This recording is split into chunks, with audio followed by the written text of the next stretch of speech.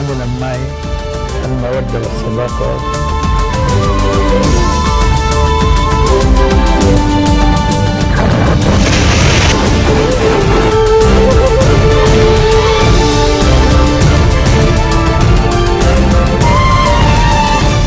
Good afternoon. You're watching the English newscast here on Future Television. I'm Linda Tamima, and these are today's top stories. A soldier shoots and wounds a man armed with a machete who was trying to enter the Louvre Museum in the French capital, Paris. President Michel Aoun stresses that Syrian refugees cannot remain in Lebanon indefinitely. And Iran rejects a warning from U.S. President Donald Trump's administration over its latest missile test as unfounded. A soldier shot and wounded a man armed with a machete who was trying to enter the Louvre Museum in central Paris. Police sources say the man had been trying to get into the museum's underground shop with a suitcase.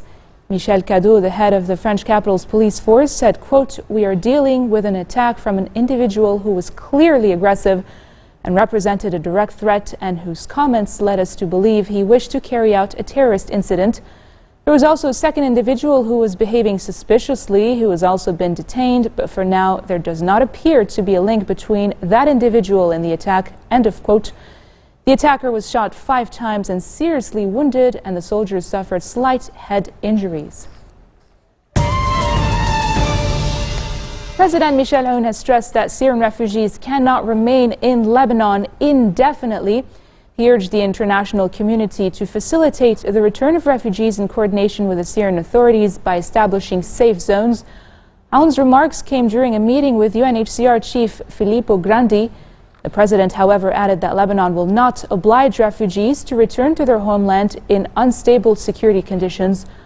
Aoun also expressed appreciation for the efforts exerted by UNHCR to support Syrians in Lebanon, but he warned of the negative repercussions of the presence of Syrians on the country's economy.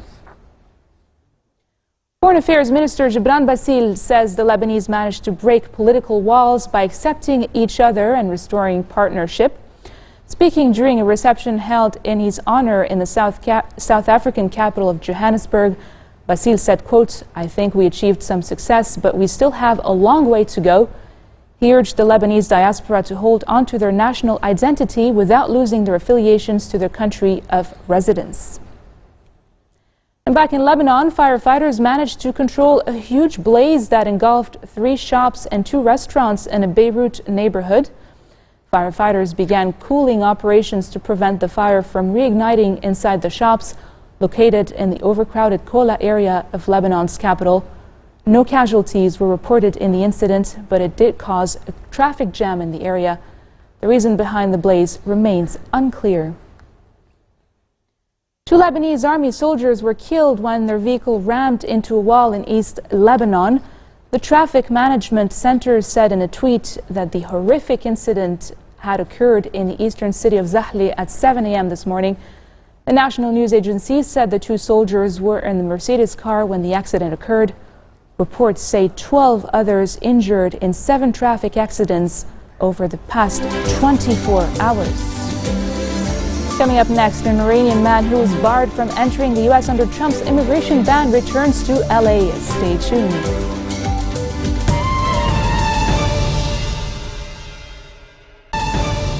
Welcome back. You're watching the English newscast here on Future Television. Mexicans have gathered at the capital's international airport to welcome a Syrian student arriving in the country to complete her studies after fleeing war.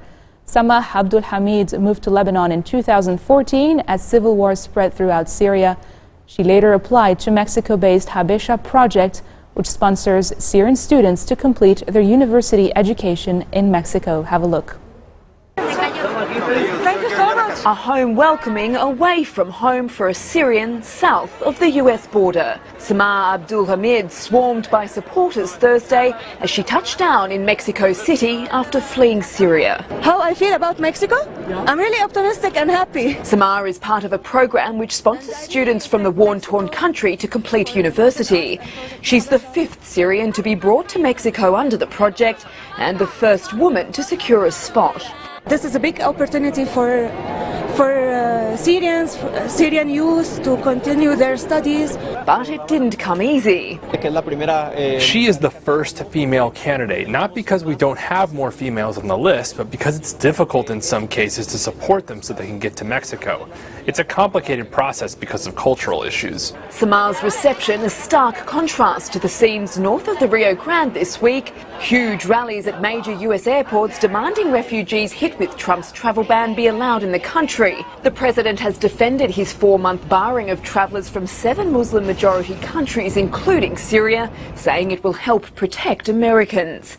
The latest legal challenge to the ban, the ACLU proposing a class action lawsuit Thursday. Student visa holders, the lead plaintiffs, afraid that if they leave the US, they won't be allowed back in.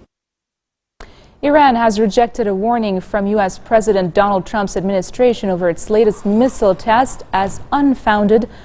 Bahram Ghasemi, the Iranian Foreign Ministry spokesman, was quoted as saying that the claims were baseless, repetitive, and provocative. Also on Thursday, a top advisor to Supreme Leader Ayatollah Ali Khamenei said Iran would not yield to useless U.S. threats from an inexperienced person over its ballistic missile program. The Trump administration says Israel's building of new settlements and expansion of existing ones in the occupied territories may not help to achieve peace with the Palestinians, adopting a more measured tone than previous pro-Israel announcements. In a statement issued 2 weeks before Israeli Prime Minister Benjamin Netanyahu is due to visit U.S. President Donald Trump, the White House said the administration has not taken an official position on settlement activity. Trump had signaled he could be more accommodating towards settlement projects than his predecessor, Barack Obama. An Iranian man who was barred from entering the United States under Trump's executive order on immigration, even though he had a valid visa, has arrived back in Los Angeles. Ali Vayeran was the first person to return to the U.S. as a result of court action since Trump's travel ban affecting travelers from 7 predominantly Muslim countries was enacted last week. Take a look. I can't believe I get to hug him and kiss him and touch him in real life. It feels like a dream come true. Just happy, what I can say, just happy. And I cannot describe how I am happy, just I'm happy. Today is a day of celebration and a day of welcome for one man, for one family, and for all of us who believe that the President's executive order was unconstitutional, un-American, and cannot be allowed to stand. The parking lot, folks, so if we can ask your indulgence. Thousands of people have gathered in Montreal to mourn and honor the memory of 3 of the 6 Muslim men who were killed as they prayed at a mosque in Quebec City on Sunday evening. The families of Khalid Belkacemi, Abdel Karim Hassan, and Abu Bakr Thabti were joined by members of the public, Muslim religious leaders, and political figures in Quebec during a public funeral service on Thursday afternoon. Canadian Prime Minister Justin Trudeau wiped away tears as he stood beside Quebec Premier Philippe Couillard during the funeral services. The bodies of the dead will be repatriated to their home countries for burial. The UN says Myanmar's security forces have committed mass killings and gang rapes of Rohingya Muslims and burned their villages since October last year in a campaign that probably amounts to crimes against humanity and possibly ethnic cleansing. The report, which was based on interviews with 204 Rohingya refugees who fled to neighboring Bangladesh, recounted gruesome violations allegedly carried out by members of Myanmar's security services or civilian fighters working alongside the army and the police. Mass gang rapes, killings, including of babies and young children, brutal beatings, disappearances, and other serious human rights violations by Myanmar security forces in a sealed-off area north of Mong Dao in northern Rakhine State have been detailed in the report that our team has put together.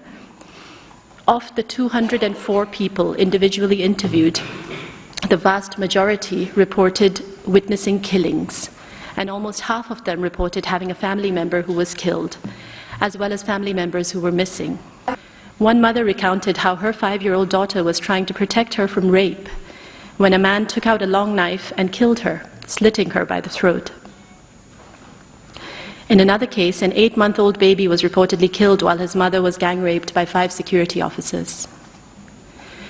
The devastating cruelty to which these Rohingya children have been subjected is unbearable, the High Commissioner says. The High Commissioner asks, what kind of hatred could make a man stab a crying baby, a baby who's crying out for its mother's milk? And for the mother to witness this murder while she is being gang raped by the very security forces who should be protecting her. What kind of national security goals could possibly be served by this? That what is happening could very likely amount to crimes against humanity. Ethnic cleansing is a term that the UN Human Rights Office doesn't use very much because in fact it's not a legal term. It's not a term that has a clear definition in international human rights law. However, the kind of systematic and widespread violations that we have documented could be described as ethnic cleansing. The High Commissioner calls on the international community with all its strength to join him in urging the leadership in Myanmar to bring such military operations to an end. The gravity and scale of these allegations, which are unprecedented, begs the robust reaction of the international. This marks the end of our bulletin for today. Now for a recap of our top stories. A soldier shoots and wounds a man armed with a machete who was trying to enter the Louvre Museum in the French capital, Paris.